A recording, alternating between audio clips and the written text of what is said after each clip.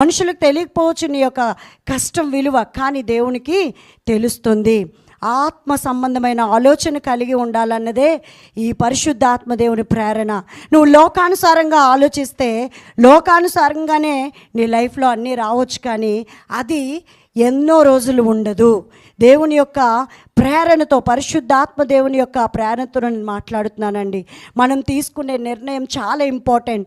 లోకానుసారమైనటువంటి నిర్ణయాలు అవి అంతము వరకు ఉండకపోవచ్చు, కానీ నువ్వు దేవుని ప్రత్యక్షతను కలిగి దేవుని చిత్తానుసారంగా నువ్వు నిలబడినట్లయితే ఏ కష్టము కూడా కష్టంలా ఉండిపోదు. దేవుడు దాన్ని మహిమగా మలిచేస్తాడు. ఇక్కడ మనం చూసుకున్నట్లయితే జీవాన్ని కోరుకోవాలి. జీవాన్ని కోరుకున్నాడు కాబట్టి పౌలు గారి జీవితము ఎంతో ఆశీర్వాదకరంగా మరి మనం చూడడం జరుగుతుంది. ఆ పౌలు గారిని మనం ధ్యానించినట్లయితే ఆయనలోంచి దైవశక్తి బయటకు వచ్చిందంట. ఆయనలోంచి అద్భుతాలు బయటకు వచ్చి